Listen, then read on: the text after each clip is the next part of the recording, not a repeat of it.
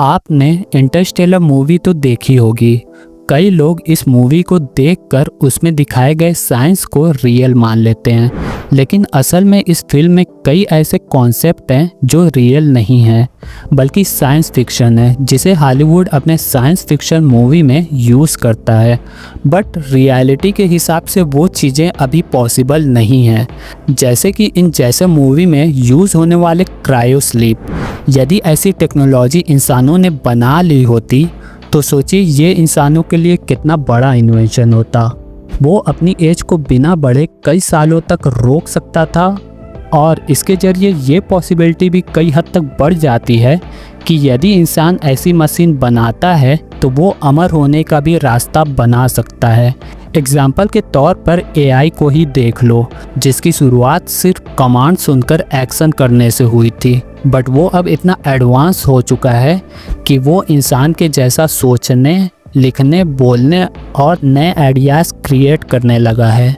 Okay, दूसरा concept है जब कूपर ब्लैक होल में गिरता है और एक 5D टेसरैक्ट में पहुंच जाता है, जहां से वो पास्ट कम्युनिकेट करता है।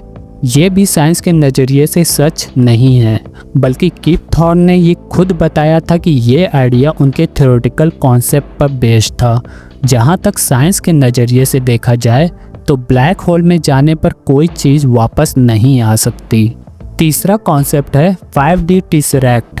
मूवी में दिखाया गया है कि कूपर एक ऐसी जगह पहुंचता है जहां टाइम को टच किया जा सकता है, जहां हर मोमेंट एक सेल्फ या एक लाइन की तरह दिख रहा है।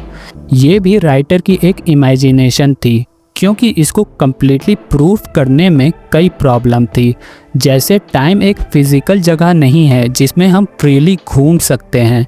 हमारे पास अभी तक 5 डायमेंशन को मेज़र या ऑब्ज़र्व करने का कोई तरीका नहीं है। हम सब अभी तक सिर्फ 3 डायमेंशन ऑब्ज़र्व कर सकते हैं, बट 5 डायमेंशन को देखना या समझना काफ़ी कंफ्यूजिंग या इम्पॉसिबल है इंसानों के लिए। चौथा कॉन्सेप्ट है कूपर के ब्लैक होल में गिरने पर, जो कि किसी और ही गैलेक्सी में था, वो वहाँ से 5D टेसरैक्ट में पहुँच जाते हैं और पास्ट कम्युनिकेट करके वो एकदम से वहाँ से हटकर बिना कुछ हुए अर्थ के पास आ जाते हैं, जो कि टोटल इम्पॉसिबल था। या तो वहाँ कोई वार्म होल था जिसके ज़रिए कूपर अर्थ के पास आ गए, जिसका कोई भी प्रूफ मूवी में नहीं था। ओके, पांचवा कॉन्सेप्ट है फ्यूचर ह्यूमन, जो एडवांस हो चुके हैं। उन्होंने ही वार्म होल को सैटर्न के पास रखा है। साइंस के नज़रिए से अभी तक वार्म होल देखे नहीं गए हैं, बट यहाँ ये सवाल उठता है कि यदि वो इतने एडवांस और पावरफुल हो चुके थे कि वो स्पेस टाइम को तोड़कर एक वार्म होल को सैटर्न के पास रख सकते हैं, तो क्या वो अर्थ से डायरेक्टली कांटेक्ट नहीं कर सकते थे? कई प्रॉब्लम वैसे ही सॉल्व हो जाती। तो ये थे इंटरस्टेलर मूवी के कुछ unrealistic concept. Movie no doubt एक मास्टरपीस है जो हमें यूनिवर्स और टाइम के बारे में सोचने पर मजबूर करती है, बट कई ऐसे कॉन्सेप्ट होते हैं जो कि अभी तो पॉसिबल नहीं हैं।